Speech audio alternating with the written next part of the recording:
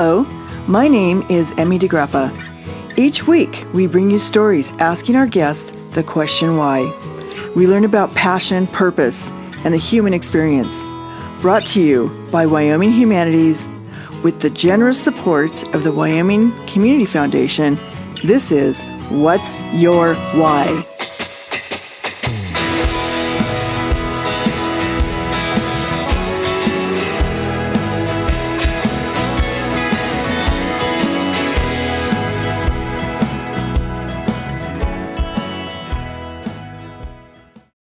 Today, we are talking to Sam Lightner, historian, writer, and avid outdoor climber. Welcome, Sam. Thanks for having me, Evie. Tell us about growing up in Wyoming. You're a true Wyomingite for sure. Well, I grew up in Jackson. So, this was 70s and 80s, just a slightly different Jackson than exists now. In fact, I tell this story, it wasn't until I was well into junior high that the Y at Albertsons was a stop sign. And there was a time when I rode my bike from Teton Village to the Aspens. There was obviously no bike path back then. I rode to the Aspens, so about 4 miles, and it was in October, and I rode the entire distance in the middle of the highway because there was no traffic. So it was a different time in Jackson. Oh, definitely a different time. Oh my gosh. So something that people probably can't even imagine these days, especially if they just moved here. But what did you find memorable about growing up in Jackson? How do you put this?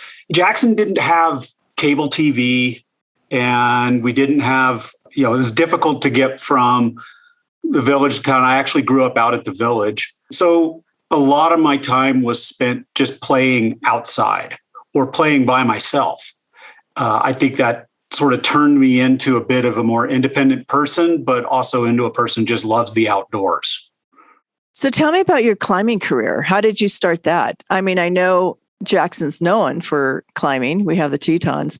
Yeah, my best friend in elementary school, junior high school was Mark Newcomb, who's I believe he's still a county commissioner in Jackson now. And Mark's dad was a guide for Exum. So we were exposed to climbing at a young age, and we didn't really necessarily get it, didn't understand what was going on in the climbing world. But these famous climbers would come by the house for dinner and stuff, when I'd be staying over at Mark's house or something. And so we were just exposed, and there'd be climbing magazines laying around. Our moms didn't really want us going climbing.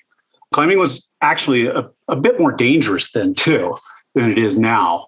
And they didn't want us going climbing, but we would go anyway. We had some boulders we would go to. We had some cliffs from my house that are at the village that we could hike up to. We would even do things like climb a tree in the neighbor's yard across this enormous pine tree. It was the Satterfield's place. And we would climb that, and we would do the north face or the south face and eliminate tree limbs and stuff. So we got exposed to it at a young age. We weren't really allowed to go out and do it. And finally, in high school, Mark's dad just said, I got to get these kids to learn how to do this right. So Mark and I went out and were taught by his dad and guys like Chuck Pratt and Jack Tackle and various people to how to climb. And for me, it became, as it does for a lot of people, I believe, it just became a complete lifestyle. My whole life revolved around it. And, I wouldn't be a writer now if it wasn't for climbing, because I got into writing because of climbing. My whole life has been involved in it. And yeah, it's a lifestyle. So explain a little bit more about that, because there's so many different kinds of climbing, like ice climbing. I mean, do you do it all? Yeah, I have. I've done it all. So when I went off to school at Laramie, there were big changes taking place in the climbing community, the world climbing community, really. Sport climbing was starting, which was climbing on the faces, but trying to make it safer with fixed protection points. Bolts. And that just opened up a whole bunch more cliffs to climbing. And so the sport was growing really fast. I embraced it and was climbing more than I was going to school. Even in the winter in Laramie, I was trying to find ways to climb. I eventually took a semester off to just go climbing because that was what I was spending my time doing more than going to school. I'm now in like my 63rd semester off, by the way. I never went back. I just went off and went climbing and told myself, well, you wanted to study history. Now you can do nothing but read history books and climb. And that's basically what I did. I didn't intend for it to become a career either. It just accidentally happened. So how does climbing be a career for people? How do you make money climbing? You make money climbing. Number one would be you become a guide. That would be the most common way. For me, then, I had a number of sponsors who, well, let me put it this way. Mark and I went to Thailand on a lark. He was in China for studying doing a sort of an abroad thing for his degree, and said, hey, you should come over here and we should go check out these cliffs in Thailand, because we had heard a group of climbers, mountaineers out of the Himalayas had gone there. So I thought it was a pretty crazy idea. Thailand was not a place you thought of for climbing. You thought of Central Europe, maybe Australia, the Himalayas, and North America. Maybe some areas in South America, but we'll go check it out and see if there actually is good climbing there. We'd seen pictures of these rocks in National Geographic, so thought we'd go. And well, we had an incredible trip. We thought it was going to be pretty gnarly trip, and it turned out to be paradise. And I got on the airplane and started writing by hand an article.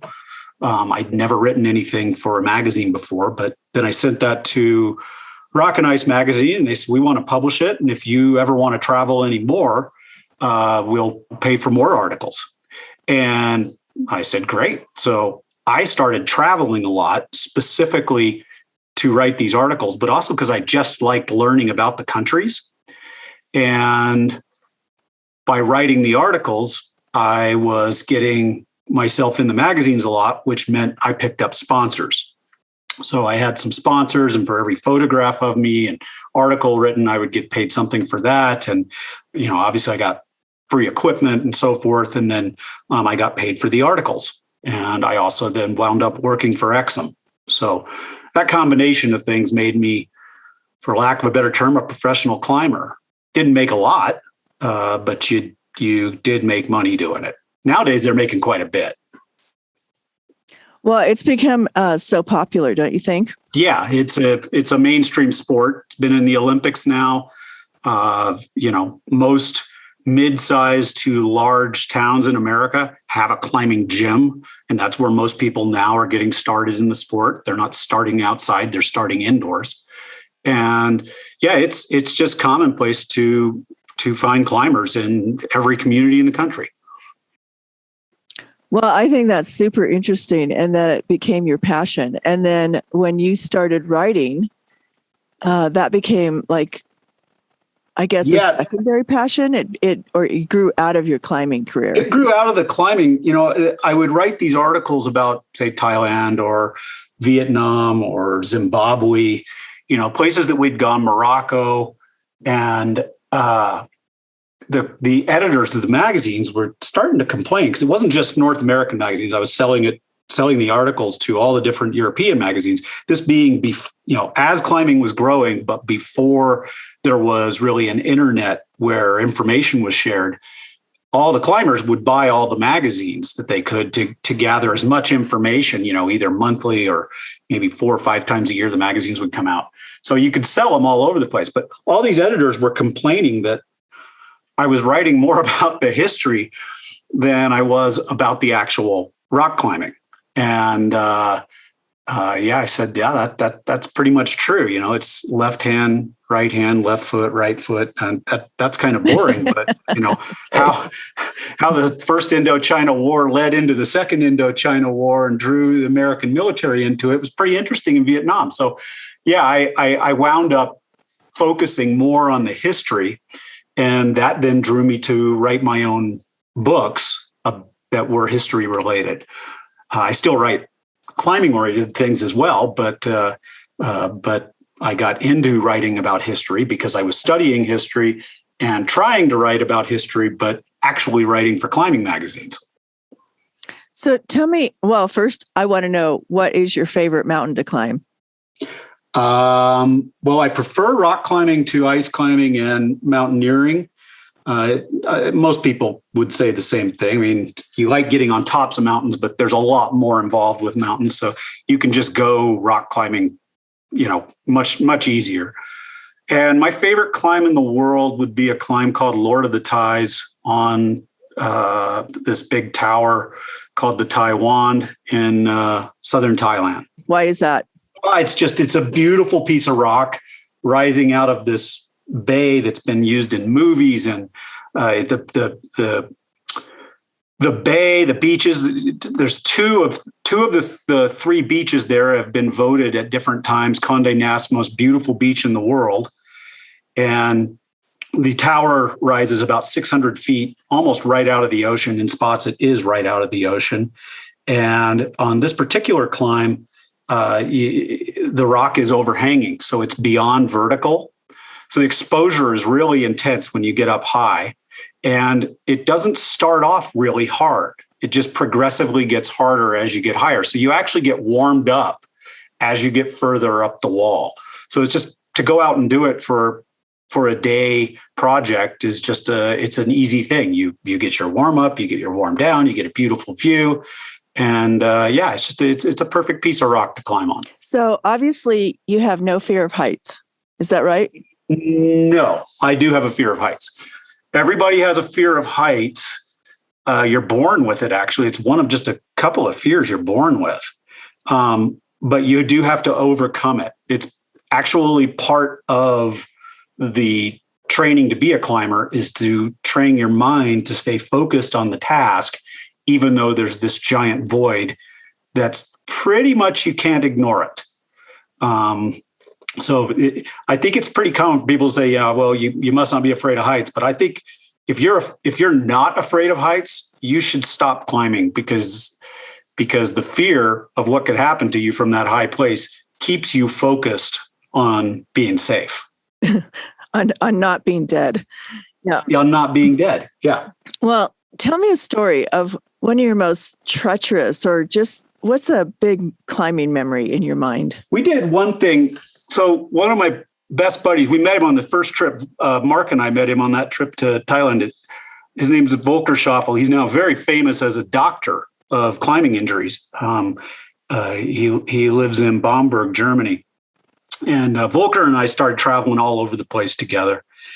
And this one day, his brother and I were in the Schweinfurt University library taking a rest day, and we found this old book, which are old book in a German library. A lot of them were destroyed in World War II, but we found this old book, and it had this black and white picture of this amazing looking tower, and it just said Laui, Borneo. That's all it said under the picture, and so we spent a few years trying to find this thing. Of course, this is before Google Earth, and you just didn't have all the resources you have now to go and find information out about remote places. And we eventually, I made 4 different trips to Borneo trying to find this mountain. And on the 4th one, we went with a film crew, and we went to climb the mountain. We had found it. We knew where it was. It's in a place called the Calibet Highlands. They get about 400 inches of rain a year. So we were wet for 2 weeks, and, we had pit vipers in the camp and one in Volker's face while we were climbing, and lightning strikes on the mountain while we were on it. We were actually above a thunderstorm at one point and watching lightning taking place maybe 100 feet below us and striking down. It was an amazing thing because aside from the rock climbing, the actual location was just so unique. And it was one of those places, that's disappearing in the world. It was, old growth rainforest, and we were getting to see it. just before it was probably going to get cut down. I think that very little spot around that tower is still safe and been made into a national park, but at that time it was not protected. And we had to hike for 4 days to get into it, and it was just an amazing trip because of what the location was and how unique of an environment it was to go climbing. I think I need to see some pictures of that. That sounds amazing. I did actually write a book about it. The way we found out about the place was through a story about Central Borneo written by a British major who had been dropped into Borneo to try and gather intelligence on the Japanese during World War II. The Japanese were getting their oil out of Borneo. So he gets dropped in with 4 other guys, and it's one of those crazy World War II missions where they're thinking, all right, these guys are going to die, but hopefully they'll be able to tell us something before they die. And the main fear for them was the tribes of Borneo in the interior were, they were headhunters, and 5 guys aren't going to make it very long with thousands of headhunters in the area. And what he ended up doing was uniting all of the headhunters as a force against the Japanese. And it's just an amazing story. But I rewrote the story in combination with our story as historical fiction after that trip took place. But that's how we did the research, was basically World War II information. What's the name of that book? All Elevations Unknown. Came out in 2001. Okay. Yeah. So let's switch over to your writing career, because that's equally as intriguing to me, and especially that you just recently wrote a book, Wyoming, A History of the American West. And in your own words, I read, Wyoming defines the American West. It was the home of the mountain men, the immigrant trail, Red Cloud's War, and the birthplace of American women's right to vote, and so much more that you talk about. But tell us about how you started out, researching, writing, and really delving into the history of the American West. Well, I suppose that really starts with that book. That starts with Mr. Parrott's Wyoming history class in 8th grade, which Mr. Parrott absolutely loved the trapper era, mountain man era, and taught us a lot about that. But that probably started my interest in it way back when. So, 1979 or something like that. If you're interested in history, you don't need to look further. And that's why I titled the book the way I did. You don't really need to look further to learn about the history of the West than to look at Wyoming and look at all the things that took place in Wyoming, or that something took place someplace else and it had a great reflection on Wyoming. Cortez coming ashore at Veracruz with horses and smallpox had just an enormous effect on the Western United States, and still does to this day.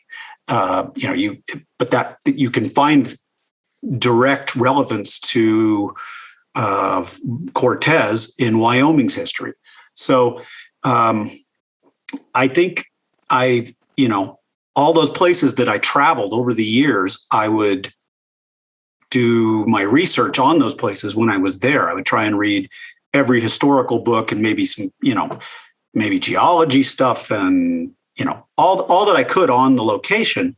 But I would also reflect back on my own homeland and read Wyoming history books. And, books that maybe weren't Wyoming's history, but the history of, say, the mountain men, or history of oil.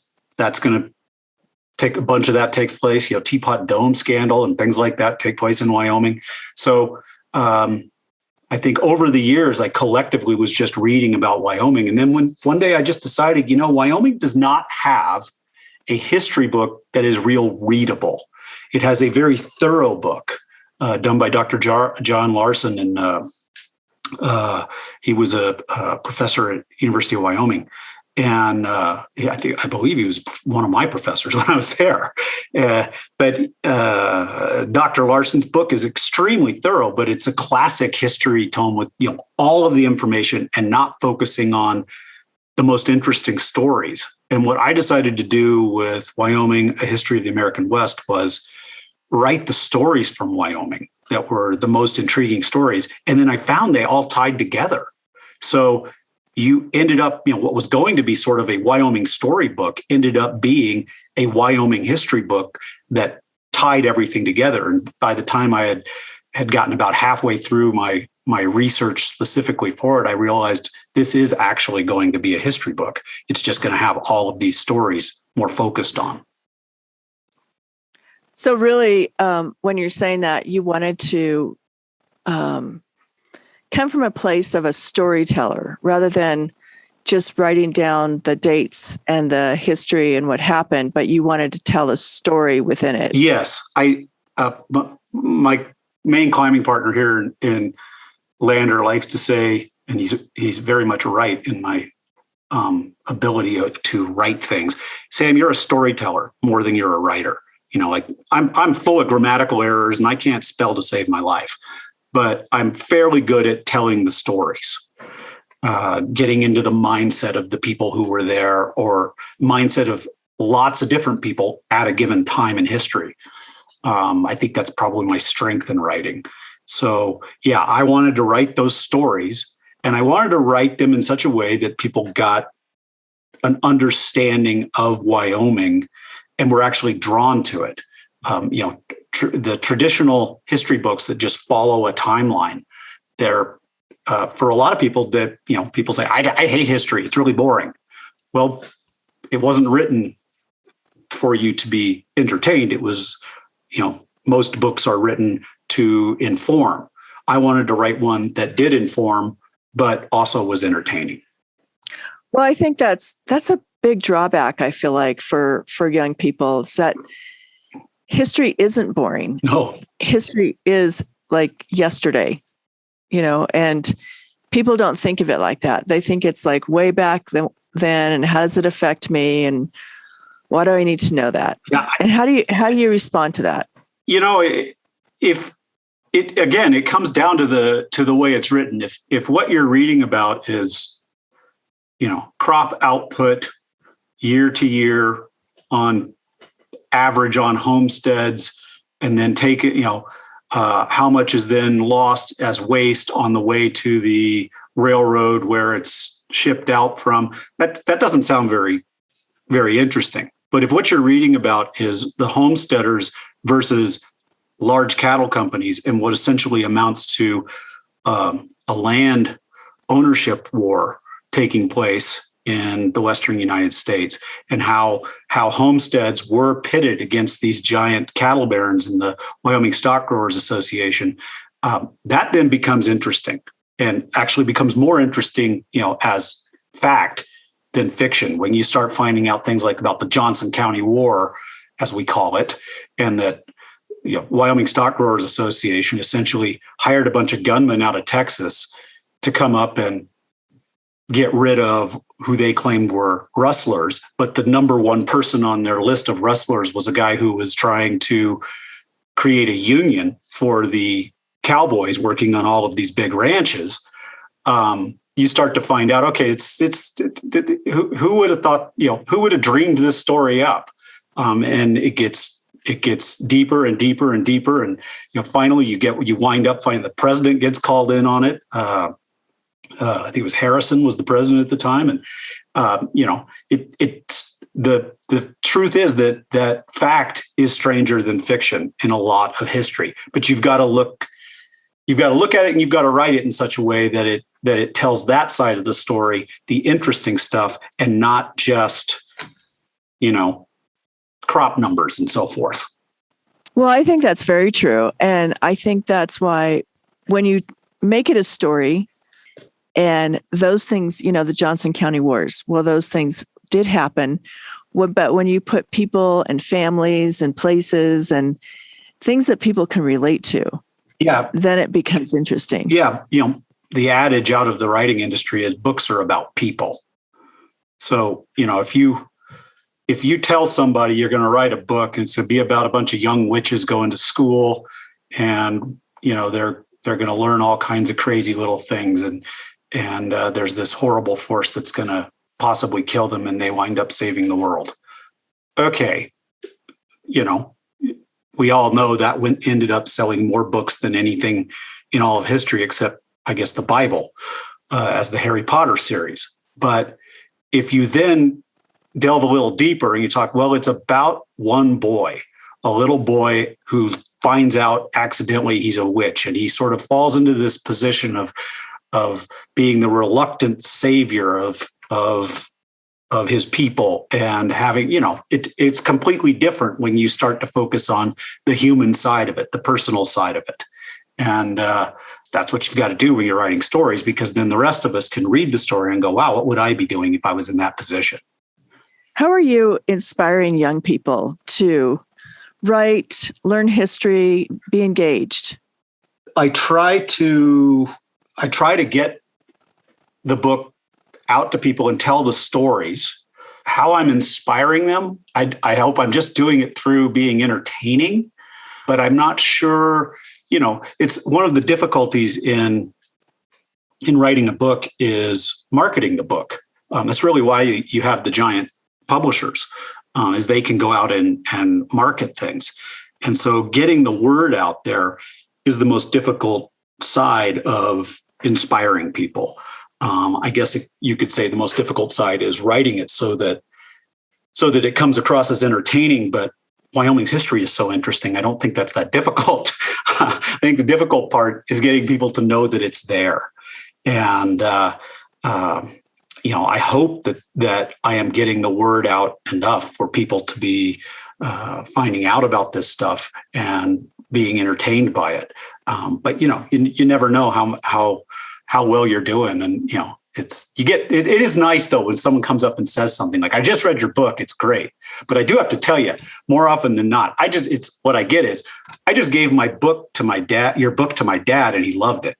It's very rarely that I hear somebody say, oh, I just gave your book to my 9th grader and he loved it. Kids don't want to, kids aren't as interested in history. Somehow we get more interested in it when we get older. Well, I think because we're at that point, we're looking back and we're realizing what's your family history, or how history does affect who you are and where you are right now. Yeah, you get a little bit of it behind you and you realize you're now a part of it. Right. And therefore, everybody before you has been a part of it. So what were their lives like? I think you're probably right. Yeah, exactly. Well, that's just part of, growing. And it's great that you have really embraced the Wyoming history. And I'm really excited. Tell people how they can find your book. Well, we're published out of through Summits and Crux Publishing here in Lander. And the book's available on Amazon. But, for Wyoming folks, most of the Wyoming bookstores stock it. And I would always recommend you go to your local bookstore before you go online. But if you can't get it through your local bookstore, you can get it through Amazon. And how do they find out more about you and the other books that you've written? Well, like I guess every other writer, I've got, my website, samlightnerjr.com. And that's got pretty much everything on it. And I don't know. There've been some TV shows and on PBS and so forth. But go to the website first. That'll probably be the best way to find out more about me, I guess. Okay. Thanks, Sam. It's been great talking to you. Thank you.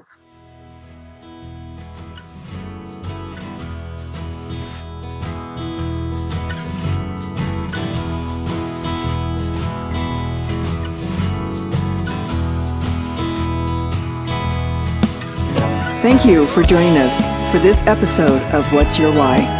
Brought to you by Wyoming Humanities with support from Wyoming Community Foundation and generous supporters like you. To learn more, go to thinkwhy.org, subscribe, and never miss a show.